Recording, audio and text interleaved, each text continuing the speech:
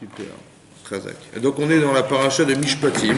Donc on est dans le 23e chapitre, on est pasouk le 6e verset. C'est marqué dans la Torah, Lotate Mishpat. Hachem demande à ce qu'on ne penche pas un mishpat, un jugement, et vionecha de ton pauvre Berivo dans sa dispute. Ça veut dire qu'on n'a pas le droit de faire du favoritisme ou bien de juger parce que monsieur il est pauvre, alors il est condamné, ou bien parce qu'il est pauvre, le pauvre. Ça veut dire on va avoir de la miséricorde, on va risquer de changer le jugement. Ça va ? Donc on nous demande de faire attention, la Torah nous dit l'otate mishpat, ne change pas, ne modifie pas, ne penche pas le jugement du pauvre, Berivo dans sa dispute, dans son conflit. Ça veut dire ne fait pas de différenciation parce qu'il est pauvre. Midvar sheker tichak, d'une parole sheker, mensongère, tichak, tu t'éloigneras. C'est marrant ce langage, de s'éloigner d'une parole mensongère.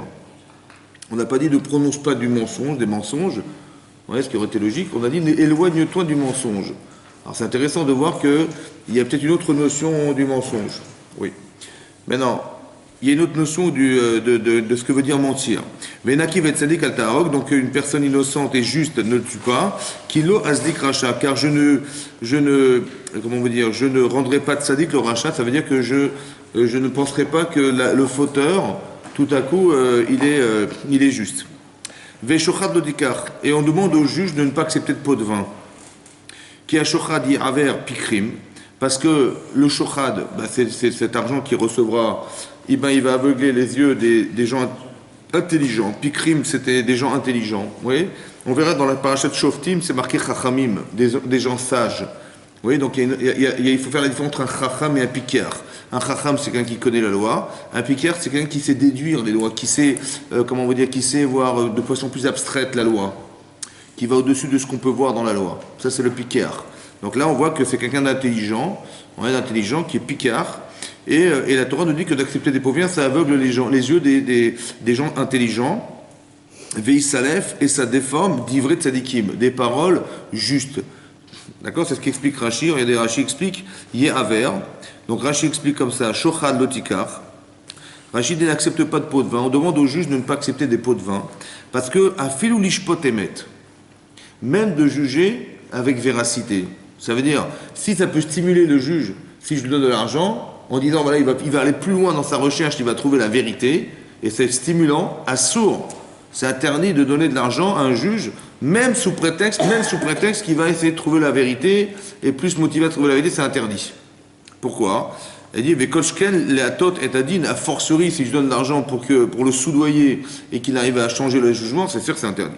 Charé, Leatot et Adin, et Mark Var, Lotate Mishpat, c'est déjà marqué, ne fais pas pencher le jugement en faveur du pauvre ou en faveur de qui que ce soit. Il faut qu'il y ait une forme de neutralité, d'objectivité dans le jugement du juge. Donc on ne demande pas d'être des tzadikim, simplement d'être respectueux de la Torah, mais aussi d'être, intransigeant dans la capacité à être neutre dans un jugement, ce qui est très très compliqué. Donc ça, c'est la force du juge. Yahaver pikrim. Yahaver en hébreu, ça veut dire rendre aveugle. Afilu chacham batorah. Même quelqu'un qui est connaisseur dans la Torah, il est concerné par cette halakha. Venotel shochad, et qui accepte de prendre du shochad, c'est-à-dire des pots de vin, titaref dato. Son esprit va taref, c'est-à-dire qu'il va se déchiqueter, c'est-à-dire qu'il sera incapable de penser. Ouais, vetishtar talmudo, il va oublier son étude. C'est intéressant de voir qu'il y a un phénomène naturel chez l'homme, que quand on reçoit de l'argent, oui, tout à coup, ça nous empêche de penser, et en plus de ça, ça nous fait oublier ce qu'on sait. Bizarre.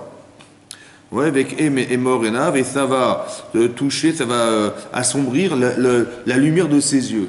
Ça veut dire qu'il va perdre de la clairvoyance. Donc ça a trois effets. Le fait de recevoir de l'argent, dit la Torah, ça a trois effets. Un, son esprit sera complètement, il sera incapable de réfléchir. Deux, il va oublier ce qu'il sait. Mais trois, il va pas être éclairé, on va dire. Voilà. Maké et Nav. Maké, c'est la lumière de ses yeux. Ok. Veisalef, Rachid Targum Mekalkel. Rachid traduit Mesalef, ça veut dire détruire. Ça va détériorer. Les kalkel en hébreu, ça veut dire détériorer. D'accord, d'Ivret Tzadikim, des paroles justes, à Metsudakim, des choses qui normalement, logiquement, auraient dû être justes. Ouais. Il n'arrive pas à adapter sa logique à celle de la logique qui aurait dû être la sienne. Ouais, ça veut dire qu'il va, en quelque sorte, il va s'arranger avec la logique qui amène à la vérité, il va s'arranger avec. C'est ça, des paroles justes. il y a toujours deux façons de raisonner, vous voyez. Mais lui, il va organiser les choses en fonction de sa logique. Par exemple, un exemple simple dans la Torah, hein, pas trop compliqué, hein. Bon, c'est comme ça. Comment il s'appelle? Un jour, alors que Korach, il était convaincu, archi convaincu, que c'est lui qui allait être le chef de la tribu des Lévis. Qu'est-ce qui s'est passé? Il a entendu dire de Moshe Rabbeinu que c'est pas lui, c'est son petit cousin. Bon, ça l'a rendu fou. Pourquoi? Parce qu'il a dit comme ça. Il a dit voilà, mon grand-père, il avait 4 enfants. Kehat, il avait 4 enfants. Il avait Amram, il avait Kehat, il avait Amram, il avait Itzhar, Chevron et Uziel. 4 enfants. Il dit mais Amram, c'était le premier enfant, l'aîné de Kehat, c'est logique que ses enfants, ben, un il s'appelait Moshe Rabbeinu, l'autre c'est Aaron. Moshe il a pris la royauté et Aaron il a pris la Keuna Gdola, Kohen Gadol, c'est logique. Mais le deuxième enfant de Kehat c'est qui? C'est mon père, c'est Itzhar. Donc si c'est mon père, c'est logique que quoi? Que ben, c'est à moi que revient le tribut de la tribu des Lévis. Qu'est-ce qu'il a fait Moshe Rabbeinu? Il a donné à mon petit cousin là-bas, le 4e enfant de Kehat, qui était Uziel. Vous avez compris? C'est logique ce qu'il a pensé ou pas? C'est logique. Est-ce que c'était la vérité? Non. Pourquoi?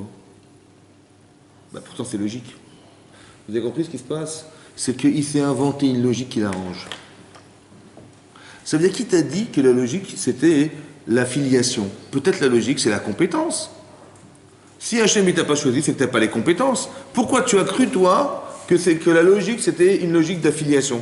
Vous avez compris? L'intelligence utilisée au service de soi. En vérité, c'était du shaker.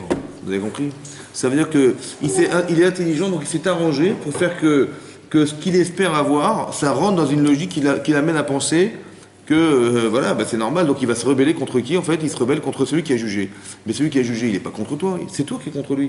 Mais toi, tu penses légitimement que c'est lui qui est contre toi. Parce que tu dis, mais c'est logique. Il dit, voilà, je suis le deuxième enfant je suis le premier enfant de Yitzhak, qui est le deuxième enfant de Kehat, donc c'est logique que ce soit moi qui soit le chef de la tribu de Lévi. Qu'est-ce qu'il a dit chercher quelqu'un d'autre? Okay? Donc on peut se construire une logique qui en fait s'enferme dans un intérêt personnel et qui nous arrange. Ok, c'est ce que je vous explique. Donc c'est ça que ça veut dire. C'est ça que ça veut dire. Ça enlève la lucidité. Ça empêche d'être lucide. Voilà ce qui est marqué dans le texte de la Torah. Alors on va essayer de réfléchir à ça parce que c'est profond. En vérité, c'est très profond. Il faut essayer de réfléchir à ça. Le shochad, ouais, c'est des pots de vin, c'est de l'argent. Donc là, il s'agit d'un juge. Là, vous savez qu'il y a une Gemara dont je vois, de la flamme et d'Aleph. La Gemara elle dit comme ça. Si un juge, il reçoit 2 personnes. Une qui est très très bien habillée, donc noble, très très bon, on a l'impression qu'il a vraiment un statut particulier, un social élevé. Et l'autre c'est un pauvre, il est habillé mal. Ouais. Qu'est-ce qu'on fait? On leur demande, écoutez, vous devez vous habiller de la même manière. C'est-à-dire vous habiller comme ça, vous êtes tous les deux, il faut que tous les deux vous habiller bien comme il faut. Voilà, c'est une halakha ça. Que quand le juge il reçoit les personnes, il doit demander, est-ce que quand il y a une différence sociale, il ne faut pas qu'elle se voie. Et donc, on va demander aux 2 personnes de s'habiller correctement, de s'habiller de la même manière. Bon. Maintenant, de qui on parle là? On parle de juges.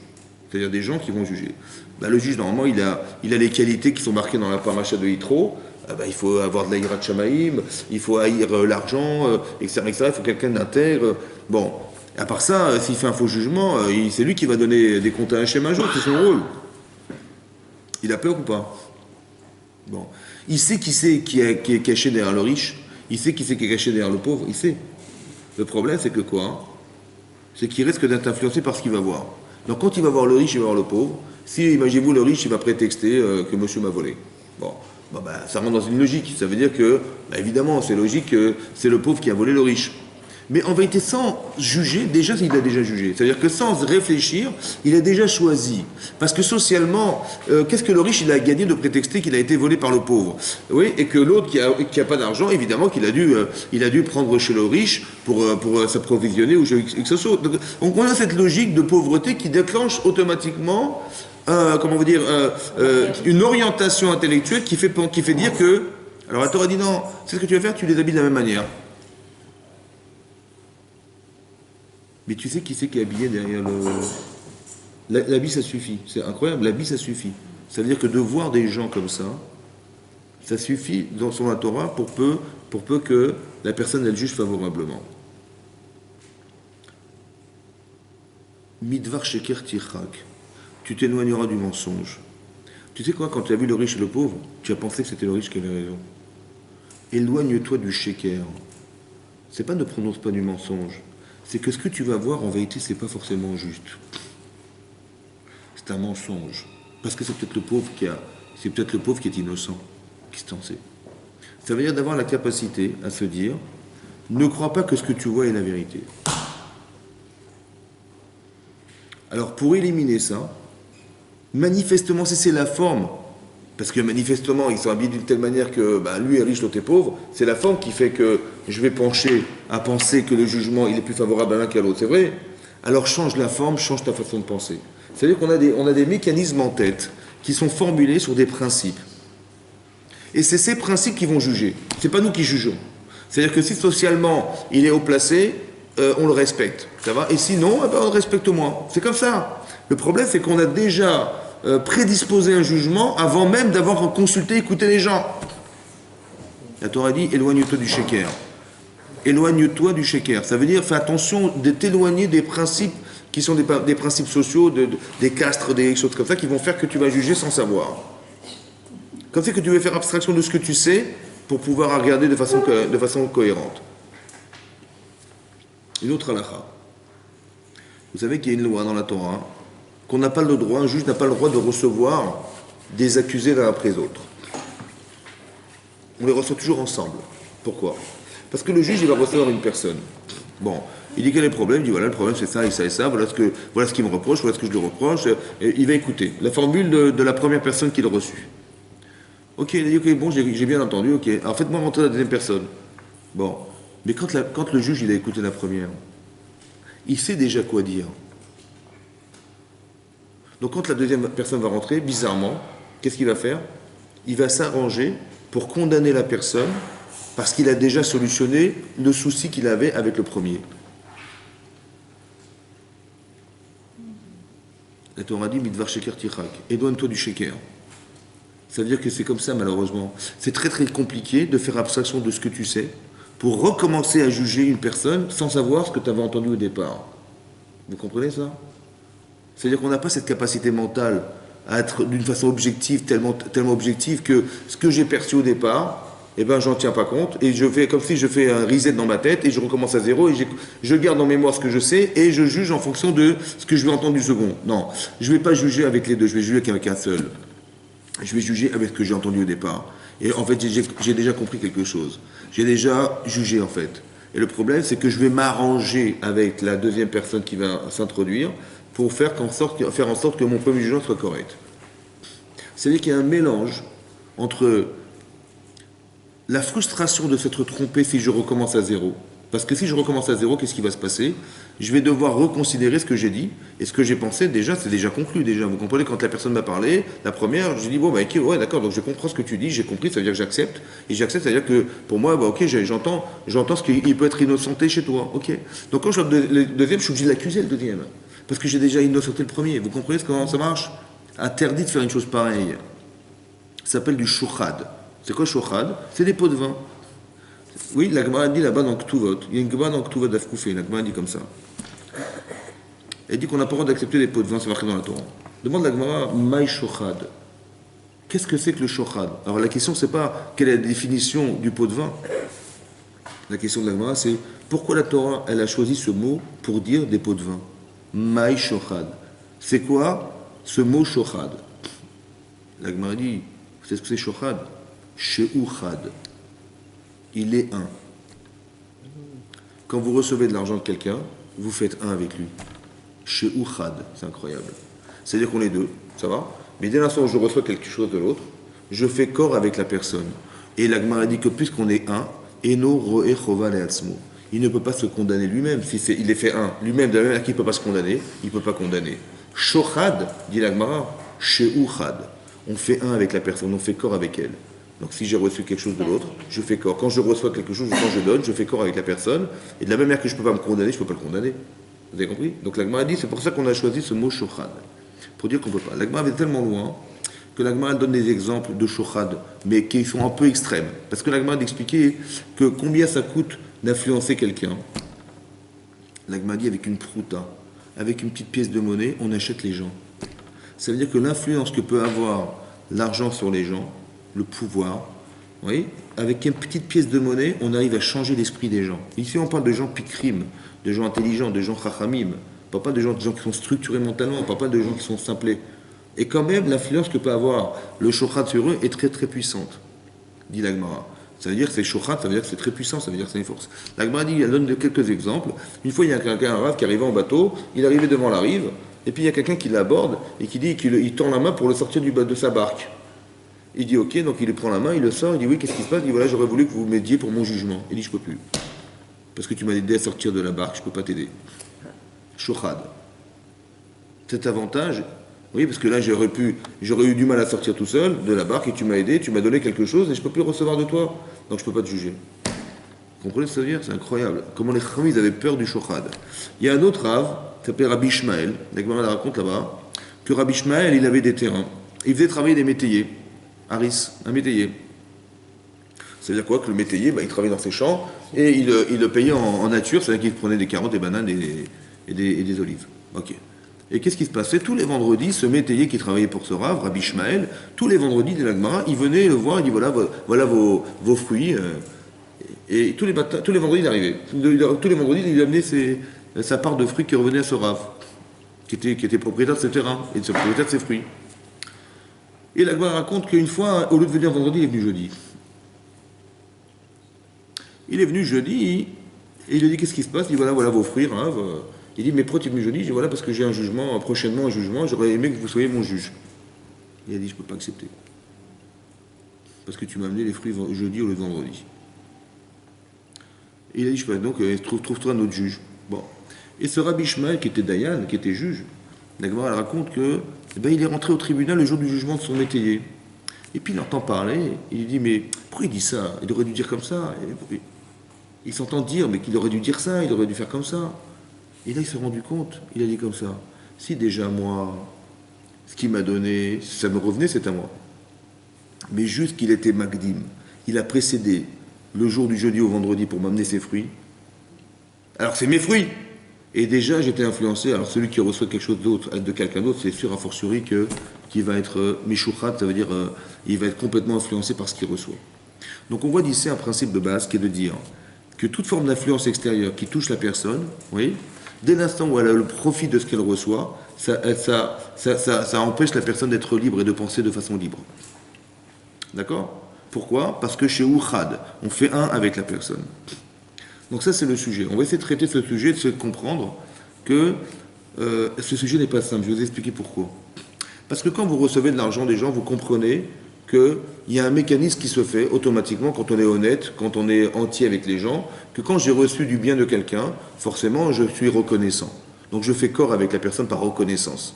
C'est très difficile pour un juge qui a reçu de l'argent, oui, de dire écoute, je vais te juger, mais finalement, et si je te condamne, eh bien, j'aurais fait ce que j'ai pu. Bon, la personne qui est honnête, elle dit bon, mais il m'a donné de l'argent, je suis reconnaissant, normalement, je vais faire le maximum pour l'aider. Et d'un côté, j'ai pas envie de perdre cet argent parce que si je juge défavorablement, il va me dire que je t'ai payé pour rien. Et deuxièmement, il m'a fait du bien en me donnant cet argent, et je ne peux pas renier le fait que j'ai reçu une tova de cette personne.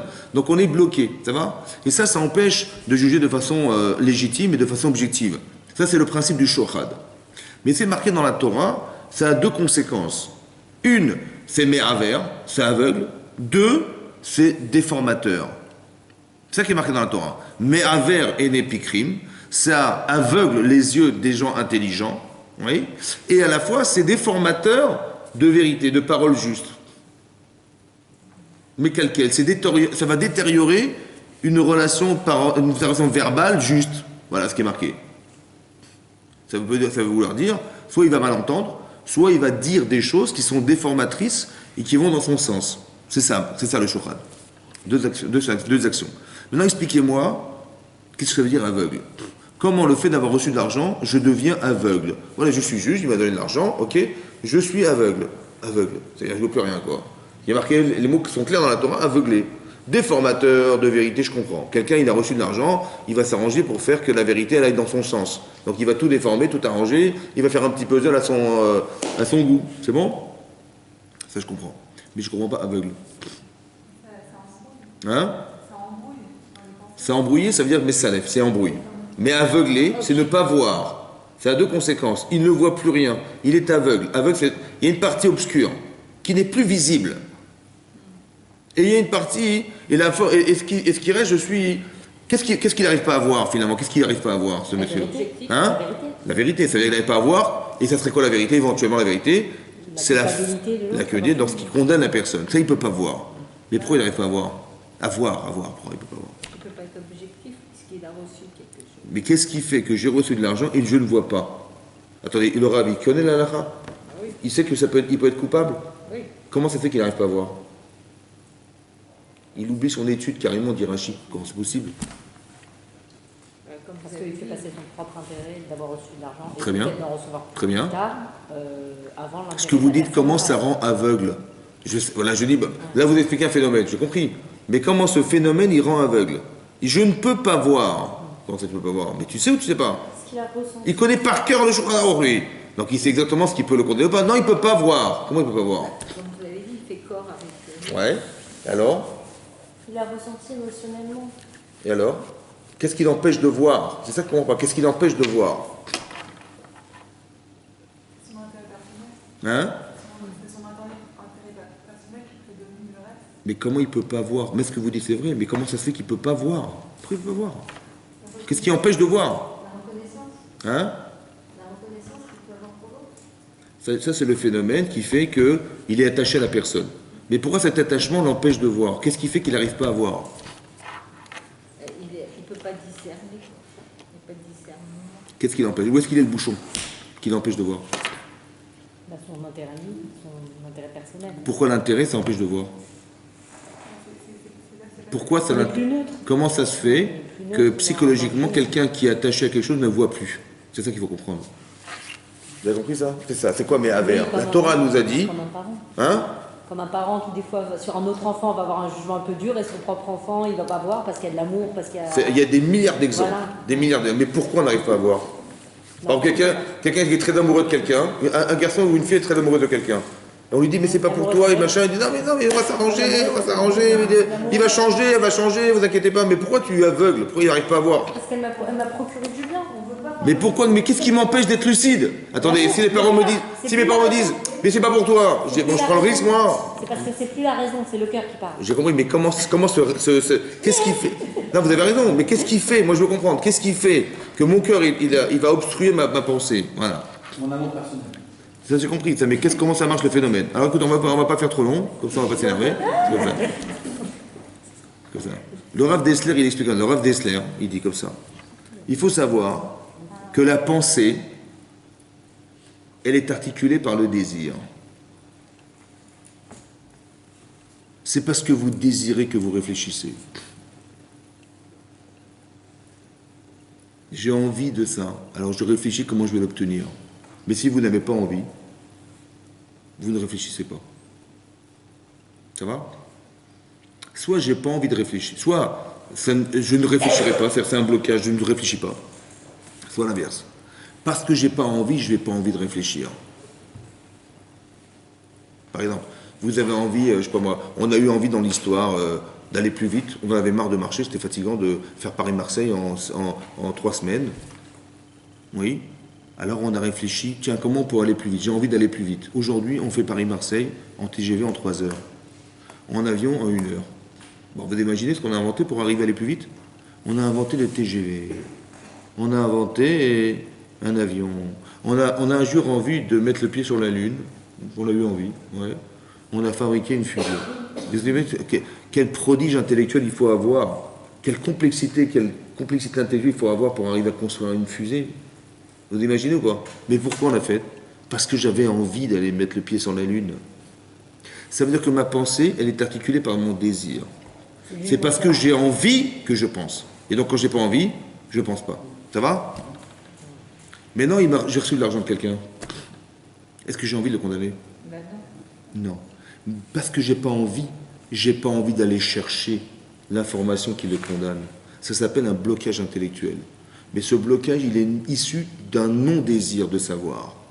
C'est ce que j'appelle Me'aver et Nechachamim. Vous avez compris ça? J'ai pas envie de savoir. C'est-à-dire que mon cerveau, il raisonne comment? Il raisonne en fonction de vos besoins et vos services que vous avez pu avoir par votre cerveau. Et votre cerveau, il analyse votre désir. Et il sait que si il va vous amener l'information, qui c'est qui va souffrir? C'est moi. Et donc il ne veut pas me faire souffrir. Donc il ne va pas vouloir amener l'information, il ne va pas la chercher l'information. Il va l'oublier l'information. C'est incroyable, vous avez compris ça? C'est du déni. Mais oui, mais d'où ça vient ça? Parce que la base de la pensée, c'est un désir. C'est un avantage ou un inconvénient? Si, c'est un avantage de le savoir, parce qu'on le sait maintenant. J'ai compris. Mais c'est vrai, vous avez raison, mais le plaisir qui précède la pensée, le plaisir, le désir qui précède la pensée, c'est un avantage ou un inconvénient? C'est un Ça dépend des cas. inconvénient. Ça dépend? Des cas? Ben oui, des cas reçus ou des cas ratés? Des cas ratés. C'est comme ça dépend des cas, vous avez raison. Si par exemple je suis stimulé par quelque chose, je vais aller loin dans la pensée ou pas? Bien sûr. Mais le problème c'est que si ce que je pense est vrai, c'est super, et si ce que je désire est faux, je vais aller au plus loin dans le faux. Ou alors, je vais occulter le vrai parce que je désire le faux. Vous avez compris le problème, le danger de ça? Puisque la pensée, elle est sous-jacente d'un désir, si je désire bien, je pense bien, et si je désire mal, je pense mal. Où est-ce qu'elle est la pensée? Dans la tête. Et où est-ce qu'il est le désir? Vous avez compris pourquoi la Torah, elle parle du cœur? L'otatouwa charelevafrem. Vous avez compris pourquoi maintenant? Comme dire, vous vous servirez de tout votre cœur. Pourquoi la Torah parle du cœur? Pour dire qu'il faut penser, la Torah parle de cœur. Qu'est-ce qu'il y a avec le cœur? Parce que la pensée est articulée par le désir. C'est parce que vous désirez que vous pensez. Et si vous n'avez pas envie de penser, pour ça que c'est très important même au niveau de l'éducation de nos enfants, que l'essentiel c'est de leur donner le plaisir. Le plaisir de penser, le plaisir de savoir, le plaisir. Parce que plus ils ont envie, plus ils vont découvrir. Et moins ils ont envie, ils disent, tiens, par exemple, ils vont être devant des jeux vidéo toute la journée. Bon, est-ce que vous croyez qu'ils ont envie d'ouvrir un livre? Ah non, il faut lire maintenant. Oh là là, attends, j'ai passé des heures là-dedans, quoi. Mais c'est un piège énorme, parce que j'ai plus envie. Alors qu'on propose des choses toutes faites. T'as rien à faire, tu vois, tout est là, tout est prêt, t'as juste appuyé sur un petit bouton et t'amuser. Et en plus c'est hyper ludique, c'est très bien, c'est très joli, c'est très bien fait, que je vais me casser la tête à lire un livre, moi je vais inventer tout ça, moi. Vous avez compris? C'est-à-dire que sans me rendre compte, j'enlève le désir. Donc le type il va pas penser, c'est impossible. Puisque le produit de la pensée, c'est le plaisir, et le plaisir il est là. Si je vais me casser la tête à l'inventer, moi le plaisir il est là. Vous avez compris ça? Ça veut dire que le plaisir, le désir, il est fondateur de pensée. C'est lui qui est à la base. L'avantage, c'est que ça stimule. L'inconvénient, c'est que ma pensée, elle est subordonnée à mon désir. La pensée subordonnée. Donc si j'ai envie de penser quelque chose qui soit interdit, par exemple, ouais, et je veux absolument l'obtenir, je vais l'obtenir. Parce que de me refuser à le vivre, c'est une souffrance que je ne veux pas accepter. Donc mon cerveau, il va pas se refuser à me faire plaisir. Alors je suis happé par le désir et ça y est, c'est fini. Vous avez compris ça? Ça, c'est le shochad extérieur. Vous savez quoi? Il y a un autre shochad, il y a un autre pot de vin. C'est le pot de vin intérieur. C'est quoi le pot de vin intérieur? C'est comme ça. Quand on vous fait reproche, par exemple, vous voyez, vous dites, mais attendez, comment tu me parles? Tu ne me respectes pas. C'est vrai? C'est comme ça, oui? Ça veut dire qu'il y a un problème de kavod. Ça veut dire qu'il y a un minimum de respect de soi et un minimum de respect des autres sur soi. C'est le minimum. Mais est-ce que quelque part ce petit kavod-là, ce petit respect que j'estime de moi, il ne va pas m'empêcher d'être lucide? Par exemple, quand vous jugez quelque chose, ou quand vous êtes jugé par quelqu'un, qu'est-ce qui se passe? Quand je fais un reproche à quelqu'un, le premier réflexe c'est quoi? De quoi je me mêle? Est-ce que je m'occupe de ta vie? Et puis t'as rien compris. Pourquoi je refuse?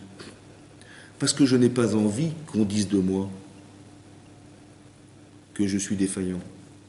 Alors comme j'ai pas envie, je vais forcément intellectuellement refuser ou je vais m'arranger parce que je suis malin, hein, et je vais m'arranger pour lui faire croire, lui mentir que finalement ça s'est pas passé comme ça, et ça moi, ça me sauve. Vous avez compris ça? C'est avec le shochad, il n'est pas seulement extérieur à soi, il est aussi intérieur. Le shochad, le pot de vin, c'est pas une chose rationnelle, tout simplement rationnelle. C'est aussi émotionnellement touchant parce que on est juge autant qu'on est juge. Quelqu'un le juge, il va recevoir des gens, il va devoir juger une situation, mais est-ce qu'on n'est pas juge toute sa vie? Hein? Mais évidemment. Donc si toi, tu es parti pris de ton jugement, alors il est où le émettre? Et où la vérité? Est-ce que tu risques pas de voir comme tu as envie? Vous avez compris ça? Parce que puisque la pensée est articulée par le désir et que j'ai envie que ça se passe comme ça, est-ce que je ne vais pas traduire intellectuellement comme j'ai envie? Et comme je vais le traduire comme j'ai envie, est-ce que c'est la vérité? La Torah dit Midvar sheker tichak, éloigne-toi du sheker. Tu vois un type qui arrive, il y a deux personnes, un riche et un pauvre, tu as déjà condamné le pauvre. Pourquoi? Parce que socialement, qu'est-ce que tu veux que le riche, il a prétexté qu'il a été volé, qu'il a gagné, rien à gagner. Donc automatiquement, je condamne le pauvre. C'est comme ça. Parce que j'ai pas envie de penser que le riche, il va condamner un pauvre. Ça n'a pas rien à voir. Par contre, le pauvre qui a volé le riche, ça s'entend. On est dans une logique de perception visuelle de ce qui paraît logique de sentir. Vous avez compris?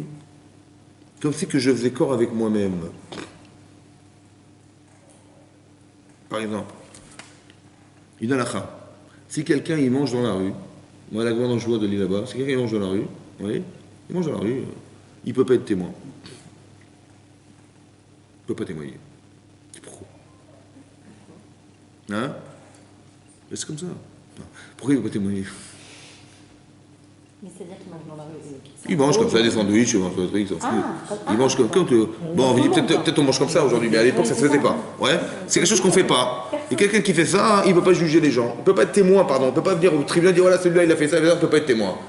Il n'est pas crédible, monsieur, il n'est pas crédible au lieu du Beddin. Il ne rend pas honneur à ce qu'il mange avec les prières. Il mange dans la rue. Ouais, il fait. Pourquoi, à votre avis, il ne peut pas être témoin celui-là? Pas fait Netilat, c'est vrai. Il s'appelle pas Netilat, il s'appelle. Parce qu'il y a Nathalie et Netilat. Non, c'est pas pour ça. C'était pourquoi? Parce que quelqu'un qui ne se respecte pas, il n'est pas crédible. Hein? Vous avez compris quoi? On mange tous dans la rue. Non mais bon, c'est un exemple. Oubliez l'exemple de l'exemple. Mais juste expliquer. Quelqu'un qui ne se respecte pas, demain, si il va faire un faux témoignage. Vous lui dites, mais t'es un menteur, comment t'as osé faire ça? Mais il dit, mais je m'en fiche. Vous comprenez le problème? C'est quelqu'un qui ne se respecte pas. Il n'a pas de cavote personnel. Il n'est pas crédible, parce qu'il peut dire tout et n'importe quoi, je ne peux pas le croire. Vous avez compris ce que ça veut dire, ça? Ça veut dire que le minimum qu'on exige de soi, c'est de se respecter. Mais quand tu te respectes, c'est qu'il y a une forme de cavote personnelle. Oui, non. Mais ce cavote personnel, il ne va pas entamer dans ta faculté à penser dorénavant, puisque tu vas défendre ton cavote.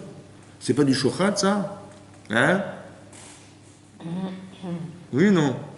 Alors, comment tu vas juger? Peut-être que ce que tu penses, c'est ce qui t'intéresse. C'est ce que tu as envie. Parce que tu vas défendre ton image, ton idée, ton... je sais pas quoi. Vous avez compris? Comment on fait alors? Mais quelqu'un qui se respecte trop aussi, peut-être pas? C'est ça qui est dangereux. Oui, non, mais c'est pas que qui se respecte. Voilà. Ça veut dire que le shochad, le pot de vin, c'est pas un pot de vin forcément extérieur. On est son propre pot de vin. Puisque je défends mes idées, je défends ce que je suis, je défends et j'ai pas envie de croire de moi, de penser de moi que je suis rien. Et plus je pense que je suis grand, et plus plus je suis subjectivement capable de penser, alors qu'on doit jouer de façon objective. Et comment tu fais alors? Comment on arrive à s'arranger avec ça? Le Rav Dessler, il ramène même pire que ça. Il y a deux façons de penser, il y a deux façons de voir. Par exemple, si quelqu'un vous lui posez un problème mathématique, il dit écoute, voilà, je te donne un truc, hein, il y a une solution à trouver, je te donne 5 éléments sur 10 pour trouver la solution. Bah, c'est pas évident, hein, 5 éléments sur 10. Bon, il va y réfléchir. Et avec les 5 éléments, il trouve une solution. Il dit ok, super, tu as trouvé une solution? Super, je t'en rajoute 5. Qu'est-ce qu'il va faire? Vous savez ce qu'il va faire? Il ne va pas tout remettre en cause. Il va réfléchir avec les 10. Il va s'arranger avec les 5 qui restent pour faire que ce qu'il a pensé au départ avec les 5 premiers, il va s'arranger avec les 5 qui restent pour faire que ça va exactement comme dans le sens de ce qu'il a pensé au départ. C'est même de façon objective, on n'est pas honnête. Vous comprenez ce que ça veut dire? Parce que la satisfaction que j'ai eue d'avoir trouvé, pourquoi je vais me casser la tête à la perdre sous prétexte que peut-être je me suis trompé et je vais recommencer à zéro et je vais trouver une autre solution? Ça ne m'intéresse pas. Soit parce que j'ai une fatigue intellectuelle, soit parce que ça me remet en cause et j'ai pas envie. Je n'ai pas envie de savoir que j'étais en échec. Par contre, si je m'arrange à trouver une solution parce que je suis très intelligent et je vais trouver une solution à faire que ce que j'ai pensé s'acclimate à ce que je vais devoir trouver, ça m'arrange. Vous avez compris ce qui se passe? Mais c'est pas ça la Torah, c'est pas ça la vérité. C'est ce que tu t'arranges à penser qui est la vérité, mais c'est pas la vérité. Vous avez compris le problème? Le problème, c'est comment on arrive, et étant donné qu'on a ces valeurs, étant donné qu'on est construit pour réfléchir en fonction des besoins qu'on a, comment on arrive à trouver la vérité dans la vie? Tu vas penser un truc, mais c'est toi qui penses, c'est toi qui crois, mais c'est pas ça. Mais peut-être se poser la question. Hein? Peut-être se poser la question de ce qu'Hachem attend de nous à chaque moment. Ben, c'est pas évident, hein, parce que même ce que je vais penser de Hachem, c'est peut-être moi qui l'ai tronqué. Non, mais tu dis. Ce que j'ai envie. Oui, en étudiant. Attendez, écoutez-moi bien. Le Rav, le juge, là, il est honnête ou pas? Bah oui, pas d'attitude. Non, pas moi. Il est honnête ou pas, le juge? Il est honnête ou pas? Bien sûr. Mais qu'est-ce qui va se passer quand il va recevoir des gens? Il y a une forme d'objectivité du regard qui fait qu'il a déjà penché sans avoir... c'est très dangereux, ça. Mais ce problème, il n'est pas forcément extérieur, il est même intérieur. On défend son idéal, on défend son tiavod, on défend son image, on défend plein de trucs dans la vie, c'est comme ça. Oui ou non? On a une histoire. Comment? On a une histoire, un passé chacun. Donc, Ah, attendez, ça c'est une chose, hein. Vous avez compris ça? Mais en vérité, comment je vais me débarrasser du passé derrière aussi? Toute mon histoire, est-ce que je vais remettre tout en cause? Ah, je peux pas, c'est très dur, c'est du chouchrad ça, c'est des pots de vin. Parce que mon passé, attendez, je vais quand même pas remettre tout en cause en pensant que je me suis trompé dans ma vie, non? Donc je vais m'arranger pour vous faire croire que finalement, bah, le Hachem, ça va, on s'arrange, ça va, il ne faut pas exagérer. Dieu est miséricordieux, tout ce qu'on entend des trucs... mais Dieu il est gentil, t'as fait des bêtises mais c'est pas grave. Tout ça c'est des prétextes intellectuels pour arriver à s'arranger. Mais quand je vais devenir devant Hachem, je vais lui dire quoi? Il va me dire ouais t'inquiète pas, mais c'est l'inverse, vous avez compris ce qui se passe? Comment on sort de ça? C'est difficile à comprendre. Hein?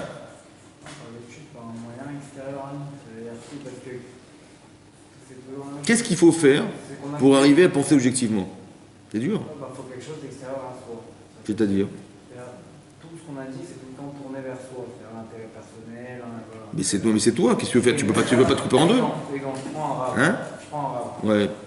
J'ai plus de problème. J'ai pas compris, quoi? Si je prends un rave, j'ai plus de problème. Ah, j'ai compris, mais est-ce que ce que tu vas entendre, c'est ce qu'il t'a dit ou c'est ce que tu as envie d'entendre? C'est un problème. Ça, même ce qu'il demande au Même le rave. rave, il n'est pas neutre en fait. Exactement. Le Donc, rave aussi, alors comment on fait? il sort Alors comment on fait? de- Mais tout le monde c'est comme ça. Comment on fait alors? C'est quoi? Comment on sort du On shochrad? se réfère au texte. Mais ce que je vais voir, par exemple, il y a une Gemara dans Gittin. La Gemara dit comme ça, la Femme, la Gemara dit comme ça. On met plusieurs juges. Il y avait un rave, Donc, c'est vrai, il s'appelait, comment il s'appelait le rave? Il s'appelait, comment il s'appelait ce rave? J'ai oublié son nom. Timri, je crois qu'il s'appelle Timri. Il a été pris en captivité. Ouais. Et il a été pris en captivité par des gens qui demandaient des rançons. Il kidnappait des rabbinis pour demander des rançons. Ouais. Et il était là-bas, et comment ça s'appelle? Et il y a un petit oiseau qui vient, un corbeau qui vient et qui commence à piailler devant lui. Alors, il a été voir un des prisonniers. Il lui a dit, dis-moi, qu'est-ce qu'il raconte celui-là, là, cet oiseau-là? Toi, et c'était un non-juif qui comprenait le langage des oiseaux. Ouais. Il lui a dit, mais qu'est-ce qu'il est en train de dire, cet oiseau-là? Il lui a dit, j'ai oublié son nom du rave, c'est Kimfrid, je crois. Non, pas Kimfrid, c'était un autre. Il a dit, il dit de toi, sauve-toi d'ici. Ouais. Maintenant, le rave, il a dit, mais bon, mais c'est un corbeau, les corbeaux, ils mentent. C'est connu que les corbeaux mentent. Il dit, je crois pas qu'il dit la vérité, donc je vais pas prendre le risque de sortir, de m'échapper. Bon. Après, il y a une colombe qui est venue. Elle commence à piailler. Elle a dit, dis-moi, qu'est-ce qu'elle dit, la colombe? Il a dit, il faut que tu te sauves. Il dit, tu peux te sauver. Il dit, il va sûrement m'arriver un miracle, parce que la colombe, elle représente le clan d'Israël. Ouais. Donc c'est sûrement un animal cachère qui dit la vérité. Elle dit la vérité, c'est Hachem qui m'a envoyé, donc je vais me sauver. Et il s'est sauvé, ça a marché. Bon. Là-bas, dans cette Gemara, oui, il y a un commentaire qui s'appelle le Harour. Et le Harour, il pose une question. Il dit, mais c'est bizarre. Parce qu'il est marqué dans la Gemara, hein, le Harour lui-même, il dit, ouais, que je ne sais plus comment il s'appelle son rave, il connaissait le langage des oiseaux. Le bid de la Gemara dans Gittin, c'est explicite qu'il ne connaissait pas le langage des oiseaux, puisqu'il a fait appel à quelqu'un pour lui interpréter le discours de petit oiseau, là. Donc comment il a pu dire, Rabbi Akiva Eiger, il demande, mais comment le Harour, il a pu dire que ce rave, il comprenait le langage des oiseaux, alors que c'est clairement marqué dans la Gemara, il ne comprenait pas le langage des oiseaux. Bon. Le Maharsha, qui est un autre commentaire de la Gemara, il demande une autre question. Il dit, je comprends pas, quand le corbeau il est venu, il a dit, c'est des menteurs les corbeaux. Mais il dit, mais le non-juif là, peut-être qu'il est antisémite celui-là. C'est vrai quoi. Et peut-être qu'il veut absolument que ce ravi meure. Qu'est-ce qu'il a dit? Il a dit que tu peux te sauver. Comme ça il va mourir. Oui. Alors, le corbeau il ment, mais l'autre il a peut-être pas forcément menti. Ah bon, pourquoi il n'aurait pas menti l'autre? Comment ça fait qu'il a eu confiance en cet homme et pas confiance en un oiseau? Comme ça il demande. Alors le Rav Chaim Shmulevitch il a dit comme ça. Pour répondre à la question du Maharsha, qui dit comment ça fait qu'il n'a pas eu confiance au corbeau, il a eu confiance en ce, comment il s'appelle, en cet homme, c'est que forcément il comprenait le langage des oiseaux. Voilà. C'est de là qu'il a su le Harouk qui comprenait le langage des oiseaux. Ah, mais s'il comprend le langage des oiseaux, pourquoi il a demandé à ce monsieur de lui interpréter le... Hein? Pour être sûr d'entendre bien. Parce qu'en vérité, comme il avait envie de s'échapper, vous savez de quoi il a eu peur? Il a eu peur d'entendre ce qu'il avait envie d'entendre. Alors il a dit, dis-moi, c'est ça qu'il a dit? Il a dit, ouais, bon, c'est bon, je suis rassuré. Vous avez compris ce que ça veut dire? Ça veut dire que quand on entend des choses, c'est peut-être pas forcément ce qui a été dit, c'est ce qu'on a envie d'entendre. Pourquoi? Parce que la pensée est articulée par le désir. Et quand j'ai envie, ben je pense, mais je pense comme j'ai envie. Et quand j'ai pas envie de savoir, parce que ça me dérange, alors je ne vais pas chercher. Tellement c'est subtil l'intellect, vous avez compris? C'est-à-dire que la personne qui reçoit de l'argent, elle n'a pas envie de juger, de condamner la personne, parce que c'est un traumatisme pour lui, parce que moi, je n'ai pas envie d'être malhonnête vis-à-vis de lui, il m'a donné de l'argent, et ce fait que je n'ai pas envie d'être malhonnête, et je n'ai pas envie de le condamner, je n'ai pas envie de condamner, donc je n'ai pas envie de savoir.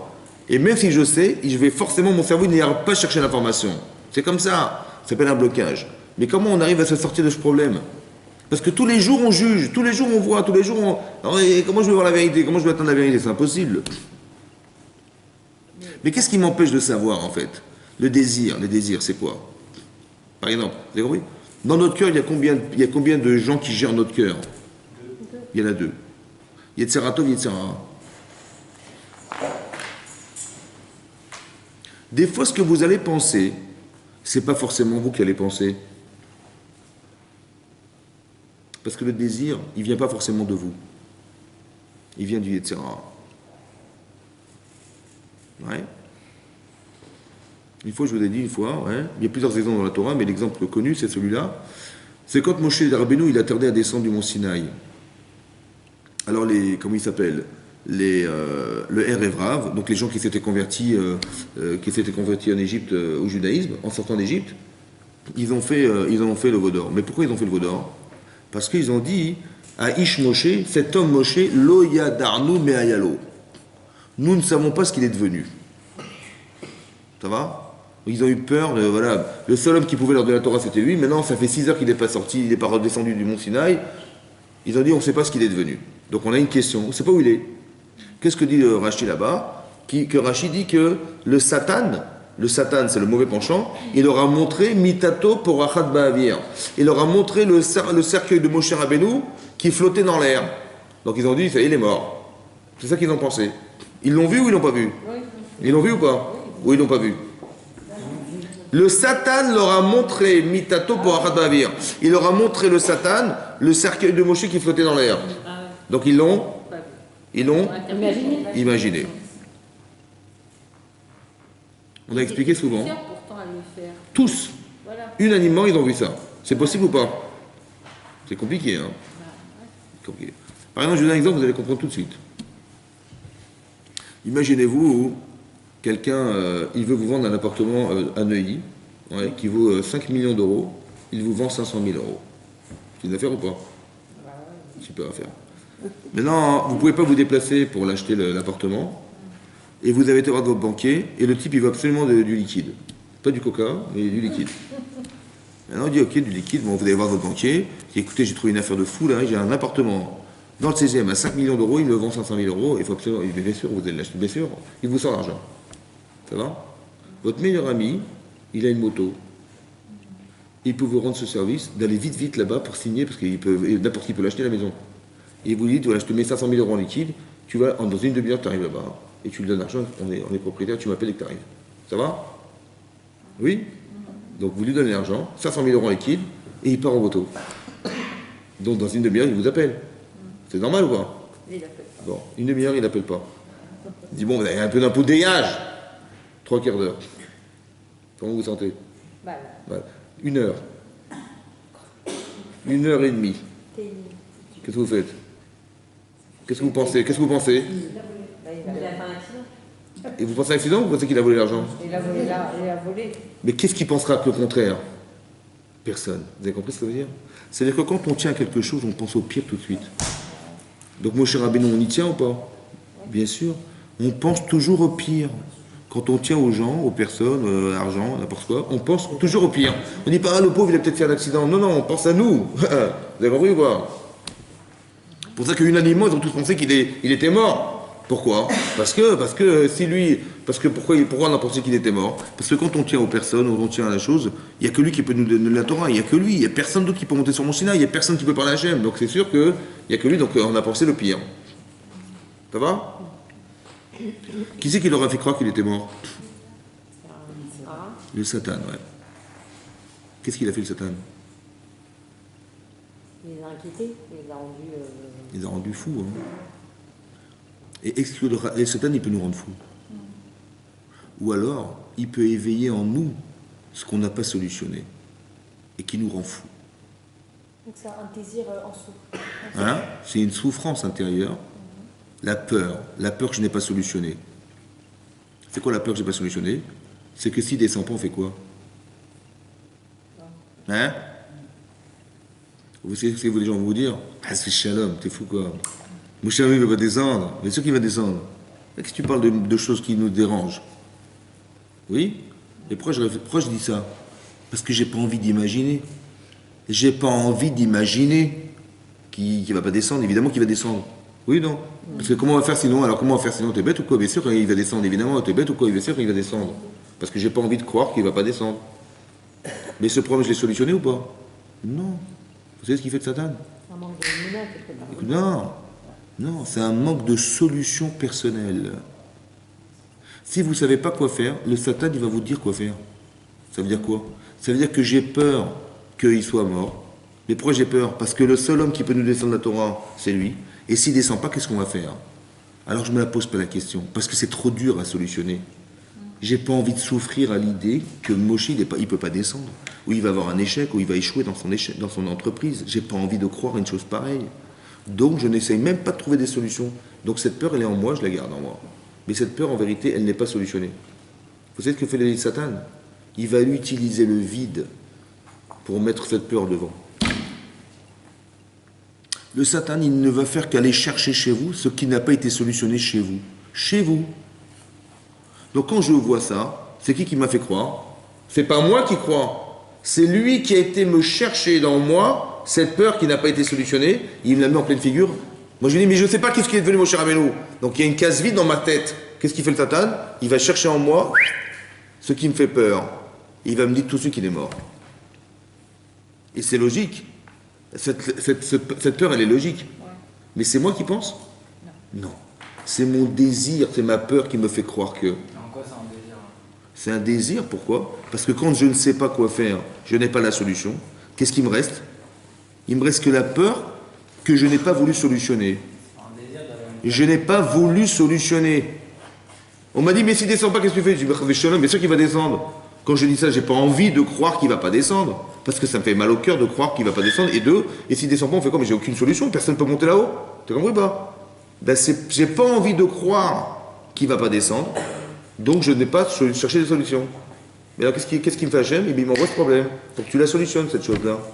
Et qu'est-ce qu'il fait le Satan? Il fait juste que cette peur qu'il n'a pas solutionnée, il la met devant toi. Dans ta tête. Tu as compris? Ce que tu n'as pas voulu solutionner, il te le met devant toi. Et comment on fait pour le solutionner alors sans appeler le Satan? Ben dans la vie, vous savez ce qu'il faut faire? Il faut trouver à toutes les solutions qui vous font peur. Et quand vous avez la solution, il ne peut rien faire contre vous, le Satan. Parce que même si vous dites, ah, tu vois, je dis, bon, j'ai la solution. Vous avez compris? Par exemple, si par exemple, on s'était posé la question qu'on n'ose pas se poser, et s'il descend pas, on fait quoi? Mais pose-la la question, j'ai pas envie. Mais aie envie de poser la question, pourquoi? Parce qu'il essaie de comprendre que ton désir de ne pas savoir, il va te faire souffrir un jour. Mais si tu sais, tu vas souffrir? Non. Ce que tu vas penser va solutionner tes problèmes, va t'enlever une souffrance. Pourquoi tu ne veux pas réfléchir? Pourquoi tu n'as pas envie de savoir? Maintenant, j'ai envie de savoir. Alors, qu'est-ce que je vais faire? Je vais réfléchir. Mais alors, qu'est-ce que je vais penser en vitesse? Je vais vous dire en vitesse. Écoutez, j'ai aucune solution. Je ne sais pas quoi faire. Ni moi, Aaron, ça marchera, ni personne, ça marchera. Alors, je dis, qui c'est qui va nous donner la solution? Qui c'est qui va choisir le nouveau Moshe Rabbeinu? C'est Hachem. C'est quand je ne sais pas quoi faire. Non. C'est de l'incompétence. Je n'ai pas la compétence de choisir le nouveau roi d'Israël. Moi, je ne sais pas moi qui c'est qui va. La preuve, c'est qu'on a été voir Aaron et on n'a pas demandé à Aaron d'aller remplacer Moshe Rabbeinu. Dans la Torah, c'est bien embarqué comme ça. Donc, c'est-à-dire qu'Aaron, c'est pas la solution. Donc, c'est quoi la solution? Il n'y en a pas. Donc, qui c'est qui va la solutionner? C'est Hachem. Il dira, tiens, on va choisir celui-là. Ok. Donc, maintenant, je sais que c'est Hachem qui va solutionner ce problème. Hachem, il pourvoira. S'il ne descend pas, Hachem, il pourvoira. Donc il n'est pas descendu. Est-ce que je vais voir le Moshe mort? Et si même je le vois mort, qu'est-ce que je vais dire? Hachem il pourvoira. Est-ce que je fais le vaudor? Non. Vous avez compris? La solution Yetzer, c'est la solution à mes angoisses. C'est la solution à mes problèmes intérieurs. Et quand j'ai ça, j'ai pas de problème. Mais pour penser ce que je vous dis, parce que moi j'ai pas envie d'imaginer qu'il est mort. Alors comment je vais faire? Vous savez ce qu'il faut faire? Il faut qu'on soit deux. On doit être deux tous les deux. Tous les deux, c'est moi et moi. C'est qui l'autre? C'est celui qui pense. Sans moi. Ça veut dire, je m'explique. Le shochad, qu'est-ce que ça fait le shochad? Le shochad, c'est de l'argent. Donc le shochad, ça fait que je fais un avec l'autre. Mais quand je suis collé à l'autre, je ne peux pas le condamner. C'est vrai ou pas? Mais je ne peux pas ne pas le condamner, parce que si je le condamne, c'est moi qui vais avoir mal au ventre. Parce qu'il m'a donné de l'argent. Donc je peux pas, je fais un avec lui. Donc c'est quoi la solution? C'est de jamais être un. Ne jamais être un. Ça veut dire comme ça. Tu dois réfléchir dans ta vie et te dire, ce que je ressens, c'est ça qui va articuler ma pensée. Oui, non. Mais est-ce que ce que tu ressens est juste? Ça veut dire comme ça. Tu dis, mais j'ai envie de ça. Le problème, écoutez bien, le problème c'est que tu vas risquer de penser à comment réaliser ce que tu as envie. C'est vrai, c'est ça qui va se passer.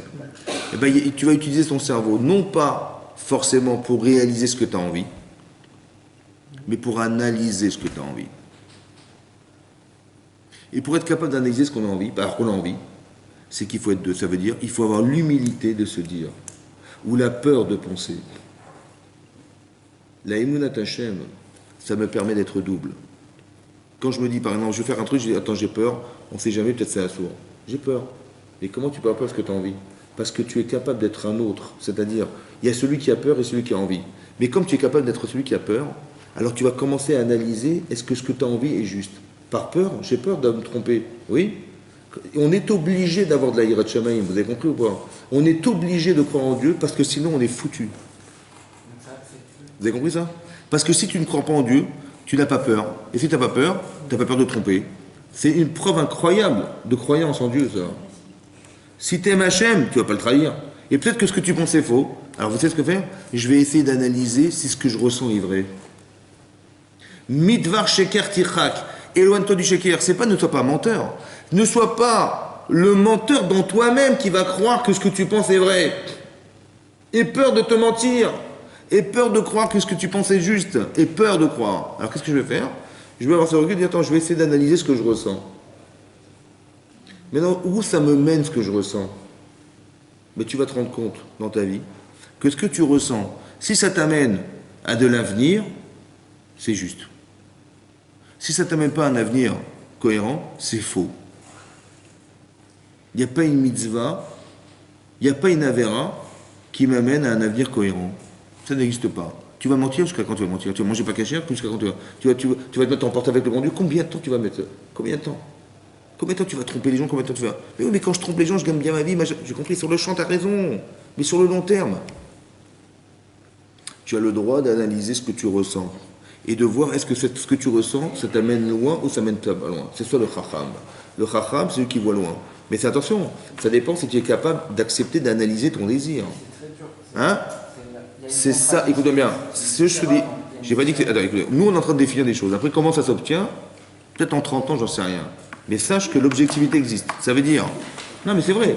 C'est d'expliquer, c'est expliquer. Non, mais si tu rentres pas dans ce jeu-là, tu es sûr que tu vas te bourrer. C'est sûr et certain parce que tu es toujours parti pris dans ta vie. Tu es tout le temps parti pris dans tout jugement possible. Tu joues un garçon ou une fille, c'est pareil. Donc justement, si tu augmentes que la sagesse, il y a un vice dans la sagesse. Parce que plus tu es sage, plus en fait tu peux aussi intellectualiser ton analyse. Donc il y a un vice. Alors que quand tu augmentes ta émuna et ta ira, là tu contres automatiquement. Mais si tu travailles que sur la forme, sur le Mais oui, c'est ce que je suis en train de t'expliquer. savoir, C'est exactement ce que je suis en train C'est exactement ce que je suis en train de te dire. Le chacham, il peut jamais être sûr d'être objectif. Le chacham. Parce que je ne suis pas sûr que ma chorma, par exemple, tu vas dire comme ça, tu vas parler à un scientifique. Tu vas dire, mais je comprends pas, expliquez-moi pourquoi le soleil il est exactement à cet endroit-là et que ça nous réchauffe ça. Il va dire, mais qu'est-ce que vous voulez me faire croire? Qu'il y a Dieu? Je ne peux pas, je suis un scientifique. Je ne suis pas un religieux, tu vois. J'ai pas de kippa sur la tête, moi, je ne suis pas religieux. Je suis un scientifique. Vous avez vu que je suis un scientifique? Le type, il ne se rend même pas compte qu'il est bouffé par son shochat de scientifique. Parce que puisqu'il est scientifique, donc il ne peut pas être religieux, donc il va renier Dieu. Les secondes, c'est un système dans lequel il s'enferme. Parce que c'est un intellectuel. Comme j'ai dit la semaine dernière, que Yitro, quand il vient se convertir au judaïsme, il a eu peur d'une chose, mon cher Rabbeinu. C'est que intellectuellement, il pense des choses. Mais un jour, son émotionnel va noyer son intellect. Parce que l'Yetzirara, il est émotionnel. Et le Yetzirara, il va te faire voir des choses que tu pourras, intellectuellement, tu vas te dire, c'est vrai, mais j'arrive pas, c'est trop dur, je vais craquer. Tu vois? Parce que l'émotionnel, le cœur est plus fort que la tête. Toujours. Ton émotionnel est toujours plus fort que ta raison. Oui ou non? Alors comment tu t'en sors? Alors Hachem, Moshe Rabbeinu, il a été lui parler. Mais jusqu'à ce qu'il ait des frissons. Ça veut dire que tu ressens quelque chose maintenant? Ça veut dire que tu es au moins égal à égal. Ça veut dire que ton frisson corporel, il va contrecarrer une émotion corporelle. Et là, tu peux te battre avec les Yetzirara. Tu peux. Parce que tu as de quoi contrecarrer une émotion. Mais ton intellect, il ne va jamais contredire une émotion. C'est ça que je t'explique. Donc c'est pour ça que... C'est là où la chorma, quand tu augmentes en chorma, tu peux t'auto-bloquer en fait. Voilà. Mais je parle d'une autre chorma maintenant, écoute-moi bien. Il y a la chorma, la connaissance, ou bien le jugement que je fais sur mon désir. Ok. Pardon. J'intellectualise mon désir. Je dis, bah tiens, j'ai envie de... Par exemple, j'adore les chocolats. Voilà, j'adore les chocolats. Donc je dis, bah moi, comment je vais faire? Bah, je vais chercher une boulangerie, ou je vais chercher une pâtisserie, ou je vais manger du chocolat. Je dis, attends, combien tu vas manger de chocolat? Combien tu vas manger? Combien tu vas manger de gâteau? Tu sais que c'est dangereux pour la santé? J'ai le droit d'analyser ce que je fais, ce que je désire. Tu comprends? Pas de réaliser intellectuellement ce que je désire. Il y a une autre façon de réfléchir, c'est de dire, c'est vrai, c'est bien ce que tu désires, mais est-ce que c'est bon pour toi? C'est pas parce que c'est bon pour toi que c'est bien pour toi. C'est parce que c'est bon que c'est bien? Non, pas forcément. Des fois c'est très bon, mais c'est pas bien. Ou des fois c'est une souffrance. Tu dis, mais si c'est une souffrance, c'est mal. Non, des fois tu souffres et c'est bien. Alors comment tu t'arranges? Il faut juste que tu saches, est-ce que ça a de l'avenir ou pas? Tu comprends ou pas? Des fois, pour réussir, il faut passer des étapes, c'est long. Mais je dis, ouais, mais cet effort, j'aboutis à quelque chose de bien, de bien pour moi. Oui, mais alors fais-le. Mais de manger du chocolat, sur le coup, c'est bon, mais sur le long terme, c'est mauvais. De manger de la charcuterie, c'est mauvais, diabète. De manger des protéines trop grasses, de manger, tu comprends? Sur le champ, c'est super, mais sur le long terme, c'est mauvais. Oui? Donc c'est ça qu'il faut réfléchir. C'est ça il faut que tu utilises ton cerveau pour analyser ton désir. Mais pour faire ce que je vous dis, pour être objectif, il faut être deux. Par exemple, le Baal Tshuva, qu'est-ce qu'il fait le Baal Tshuva? Le Baal Tshuva, il se dit, mais comment j'ai osé faire ça? Mais je regrette d'avoir fait ça, et j'ai honte d'avoir fait ça. Oui, non? Mais pour être capable de dire j'ai honte d'avoir été cette personne, il faut être une autre personne. Pour se voir autrement, il faut être l'autre. Mais comment tu fais puisque c'est toi? Parce que tu as nourri chez toi d'être capable d'être une autre personne. Tu vois? Tu es capable de faire des mitzvot et de nourrir chez toi ton Yetzeratov, c'est-à-dire ta faculté à penser bien. Et comme tu penses bien, alors tu peux au moins penser que ce bien a un sens. Mais plus il est émotionnel, ce bien, plus tu vas te sentir mal d'être mal. Et tu peux avoir honte de toi, et tu peux avoir rougir de toi, et tu peux remettre en cause ta vie entière. Mais pourquoi? Parce que tu es capable d'être double. Mais quand tu es rad avec toi-même, c'est foutu. Parce que quand tu fais un avec toi, tu es incapable de juger. Parce que puisque tu es un, tu n'es pas double. Donc tout ce qu'on va te dire qui va contre toi, tu vas le refuser. Parce que c'est une souffrance de savoir qu'on n'est pas juste, ou qu'on est nul, ou qu'on est...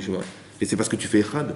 Mais quand tu es anav, quand tu es humble, l'humilité permet quoi? Ou la pudeur permet quoi? La pudeur permet quoi? elle permet à une femme, par exemple, de se dire, mais ce que je suis, c'est pas ce que je représente.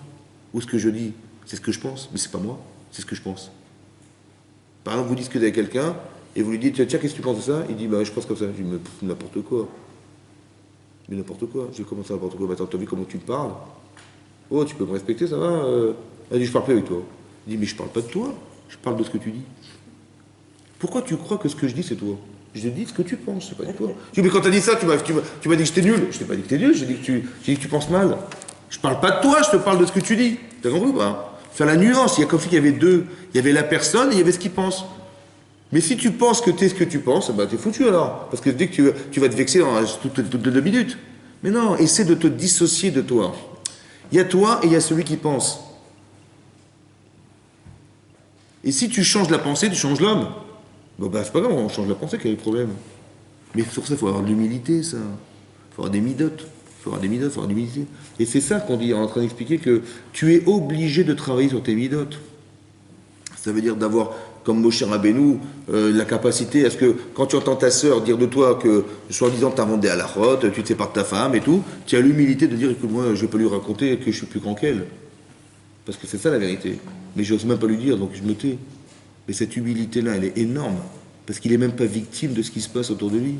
Quand Korah, vous vous rappelez de Korah? Il vient dire, mais Moshe, c'est un imposteur. Si vous entendez, vous êtes Moshe Rabbeinu, et vous entendez des gens dire de vous, des imposteurs. Vous imaginez ce que ça veut dire, donc là, Israël, ça? C'est-à-dire que Moshe Rabbeinu, il est en train d'inventer la Torah. Vous imaginez ce que ça veut dire? C'est énorme. Vous vous mettez en colère ou pas contre lui? Bah oui. Vous savez ce qu'il a fait, Moshe Rabbeinu?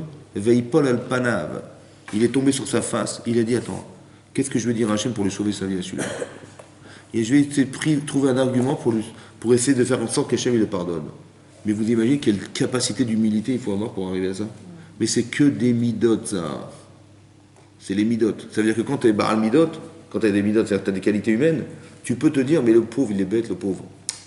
Il est en train de il est tombé dans le piège du Yetzirah. Mais pour le voir, il faut ne pas l'être. Vous comprenez ça? C'est-à-dire qu'il faut être double.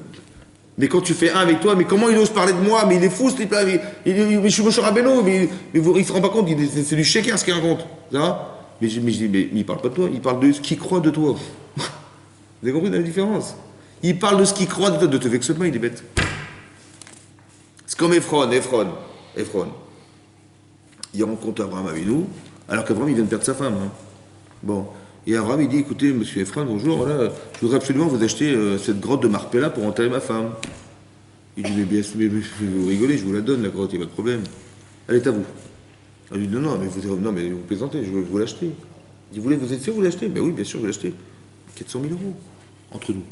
Hein, qu'est-ce que c'est 400 000 euros pour vous, vous êtes milliardaire. Bon. Il vient de perdre sa femme, en grande souffrance, et monsieur, qu'est-ce qu'il fait? Il fait du business avec lui. Mais j'ai pas compris.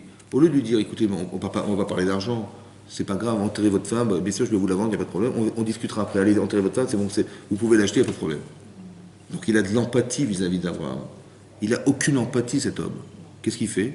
Il va utiliser la souffrance d'Abraham pour vendre une grotte qui est invendable. Il a trouvé voilà. Il exploite la souffrance et l'incapacité à Abraham de refuser, puisque le prix qu'il donnera, il le prendra, c'est vrai ou pas? Et puis devant tout le monde, il ne va pas dire non, je vais discuter. Donc vous avez compris comment il est malin, Ephron? Mais cet homme-là, il fait un avec lui-même.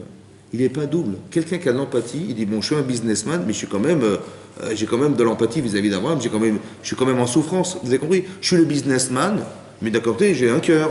Mais on est combien là? On est 2. Mais Ephron, il est combien? Vous avez compris ça?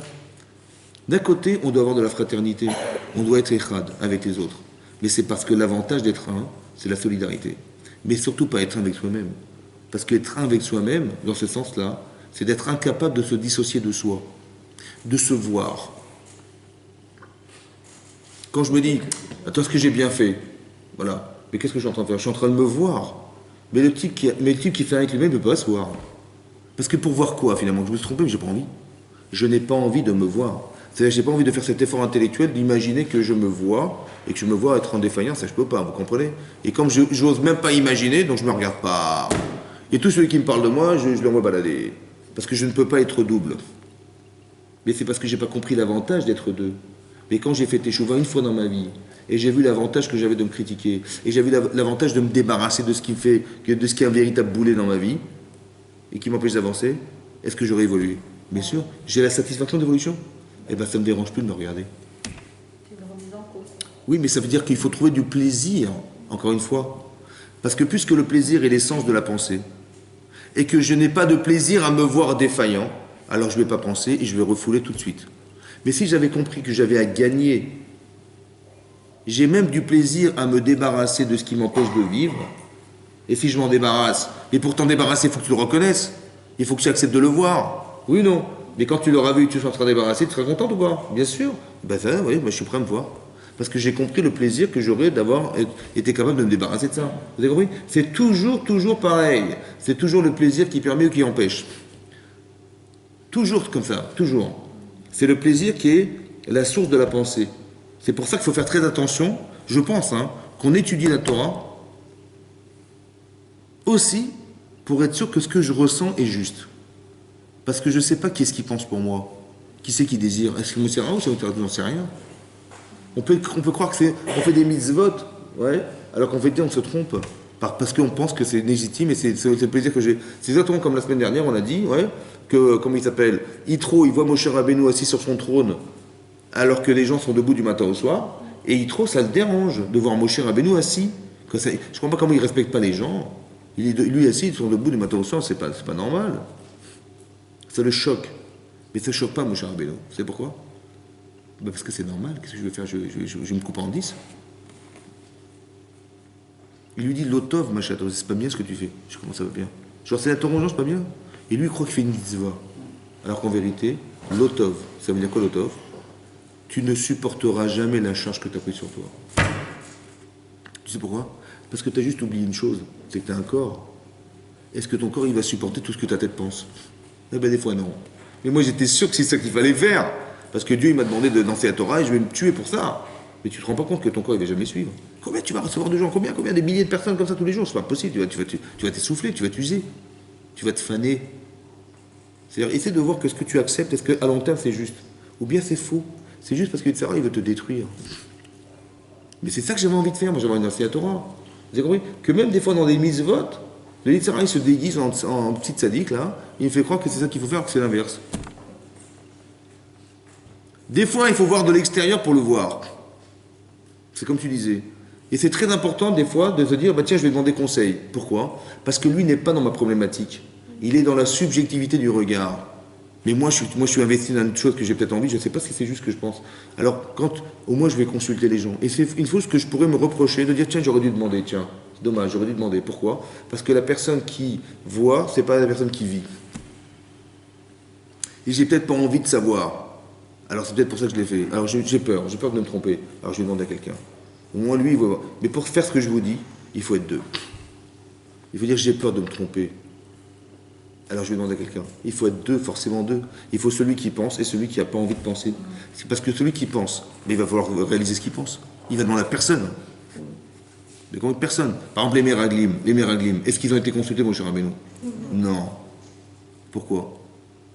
Ben parce que j'ai pas envie qu'ils sachent. Vous avez compris ce que je veux dire? Mais pourquoi tu vas demander la référence? Parce que imagine-toi, il me dit l'inverse. On va savoir qu'on va rentrer en Israël, mais j'ai pas envie de rentrer en Israël, moi. Donc je vais pas les consulter. Quand je dis, on va demander au Rav ou pas? Pourquoi tu demandes ça? Non, on va se débrouiller, ça va. Mais c'est ça la halakha, mais comme des gens qui trafiquent, ils font des trafics, des voleurs, les types des voleurs. Je dis, mais de toute façon, c'est pas des juifs, de toute façon, on s'en fout. Je dis, mais qui t'a dit qu'on va voler les goïms? Bah, mon père m'a toujours dit, tu te comportes comme un non-juif, donc les gens-juifs, c'est rien, donc on peut se permettre, quel est le problème? J'ai dit, mais t'es sûr que c'est la halakha ou pas? Mais attends, je ne peux même pas demander au Rav, parce que si je lui demande, il me dit que c'est pas ça, je dis, attends, tu te rends compte, comment je vais vivre, moi? Vous avez compris? Je n'ai pas envie de croire, alors je ne vais pas consulter. Mais si j'ai peur de me tromper, j'ai envie d'être émette. Midvar sheker ticha, éloigne-toi du sheker, éloigne-toi de ce qui est faux. T'éloigne pas. Éloigner, ça veut dire. On t'a pas dit de prononcer, on t'a dit de t'éloigner. Ton cerveau, il doit s'éloigner de ça. C'est ça, s'éloigner du shaker. Tu vas voir le riche et le pauvre, éloigne-toi du shaker. Habillé de la même manière. Comme ça, au moins, tu t'éloignes du shaker, du regard faux. Vous avez compris? C'est pareil. C'est-à-dire, il faut s'habituer à se dire peut-être que c'est juste, peut-être que c'est faux. Je sais pas. alors je me préconise de tout ça et je suis... C'est ça d'être un tzaddik, vous comprenez? Être un tzaddik, c'est de dire, pas de penser, comment dire, d'arriver à penser juste, c'est le mélange entre ton cerveau et ton cœur. Et tu sais jamais en vérité au fond qu'est-ce qui est juste. Alors tu vas travailler tes midotes pour dire humainement, je ne sais pas, j'ai peur de me tromper, j'ai envie de faire plaisir à un Hachem. Et si je pense faux, alors j'ai peur, alors je vais vérifier. J'ai pas envie de le trahir, j'ai pas envie de... Voilà. La Avat Hashem et la Yirat Hashem, les deux fonctions qui sont émotionnelles et qui me libèrent de cette incapacité à être objectif. C'est pour ça que je dis que dans la Avodat Hashem, c'est obligatoire de travailler ces midotes. Vous avez compris? Obligatoire. Parce que si tu ne travailles pas sur toi, si tu n'arrives pas à être deux, tu vas forcément te tromper. C'est évident, le Yitzhara, il va t'avaler, direct. Parce que si tu n'es pas deux, tu n'es pas capable de penser ou de réfléchir à ce que je pense est juste. J'ai même pas envie de penser, j'ai même pas envie de croire. Pourquoi? Parce que si je me trompe, et je vais perdre ce que je vais obtenir parce que j'ai envie, mais j'ai pas envie de penser. J'ai pas envie de me priver de ce que j'aime. Et par expérience, une fois on s'est planté, deux fois on s'est planté, trois fois on s'est planté, on dit bon, bah, c'est bon, j'ai compris. Parce que ce que j'ai désiré, finalement, ça m'a amené à quoi? À rien. Et puis finalement, je me suis trompé. Donc combien de fois je vais me tromper? Combien de fois je vais suivre ce que je désire? Combien de fois? Alors je vais peut-être en commencer à analyser dorénavant. Est-ce que ce désir, il est vrai ou pas? Et c'est l'expérience ou nos échecs qui nous permettent de tirer des leçons et d'être capable d'être double. Vous avez compris? Quand vous rencontrez quelqu'un, je sais pas, un chidour ou n'importe quoi, ouais, elle est belle, elle est mignonne, elle est machin, ou l'autre il a une parnassa, bah attends, où je vais trouver un type comme ça? En fait, on s'est emballé pour des raisons qui sont extérieures à soi. On n'essaie même pas d'analyser la personne. On regarde la voir qu'on a à rencontrer une personne, la voir qui nous arrange, vous avez compris? Après, on n'est plus capable de voir la personne objectivement. Pour ça qu'il faut, comme c'est qu'on devait fermer les yeux et dire, attends, d'abord je vais d'abord apprendre à le connaître, et je vais bien analyser, et je vais me renseigner qui sont les parents, qui sont les frères, les frangins, les machins, la famille, parce qu'on se marie ici avec la famille, je suis désolé, c'est comme ça. Ouais, donc tu réfléchis, est-ce que ça te convient ou pas? Après tu vois ce qu'il a le type comme avantage. Mais d'abord réfléchis, est-ce que le terrain il est sensible, est-ce que le terrain il est juste, il est propice à ce que tu commences à envisager? Cette objectivité-là, il faut l'avoir. Au départ, c'est obligé. Et après, tu vois, ouais, c'est bon, alors on élimine au fur et à mesure, mais c'est comme ça. Pas de dire, ouais, il a une super parnassa, il gagne bien sa vie, machin, je vais avoir une vie de super cool, baba. J'ai compris, mais quel caractère il a, comment il aime, est-ce qu'il est conscient du mariage, c'est important ça. Alors qu'on est emballé parce que j'ai envie de me retrouver, et je ne sais pas qui ce qui pense en fait. Est-ce que c'est moi qui pense ou c'est le désir qui pense pour moi? J'en sais rien. Faire très attention à ça. Donc la peur de se tromper, la peur de rater sa vie, la peur de voilà. Et ça ou le désir de réussir, de faire de Kiddush Hashem, et ben c'est ça qui. Et comme je suis porteur d'un message divin, et j'ai pas envie de trahir Hashem, donc je vais faire attention à ce que je vais faire. D'accord, oui.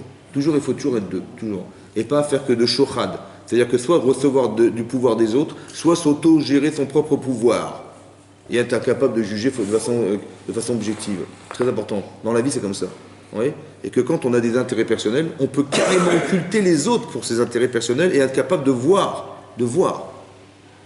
C'est ça qu'on appelle shurad. Parce que je n'ai pas envie. C'est comme Paro, vous lui demandez de libérer les d'Israël. Je n'ai pas envie de perdre de l'argent, ni d'être la risée du monde entier. Donc je ne vais pas les libérer. Mais j'y mets objectivement, ces gens ils méritent de vivre, ils méritent d'être libres. Je dis non, attendez, vous rigolez quoi, si je les libère, c'est moi qui vais perdre. Et j'ai pas envie de perdre, donc j'ai pas envie de penser que je les fais souffrir. Je dis mais je te prends par la main, viens on va voir les femmes et les enfants qui travaillent pour... Je dis mais non, mais j'ai pas envie d'aller les voir, ça m'intéresse pas, laisse tranquille. Pourquoi t'as pas envie de voir? Ah, t'as pas envie de souffrir et de savoir. Et si tu sais que tu vas souffrir, t'as pas envie de souffrir, donc tu vas pas aller chercher à savoir. Vous avez compris? C'est tout le temps pareil. C'est comme ça. On est construit comme ça. Donc pour arriver à être capable de penser juste, il faut être deux, il faut être double. Il faut avoir la capacité mentale à réfléchir et aussi l'humilité de penser que est-ce que je suis d'accord d'analyser ce que je ressens. Ces deux fonctions-là sont fondamentales. Il ne faut pas tomber dans le shouchad. Chazak Obaro, Chazak. Alors on va dédier les shurim à la réfoua shelema de Chaim Shmuel, Yosef ben Sarah, de Nathan Chaim Moshe ben Miriam, de Mir ben Chana, Etan Moshe Chaim ben Chana, de Enach Shai bat Rachel Barbara, Chaim Daniel ben Sarah, Ilana bat Chana, Yoshua ben Pauline et Rachel bat Sultana.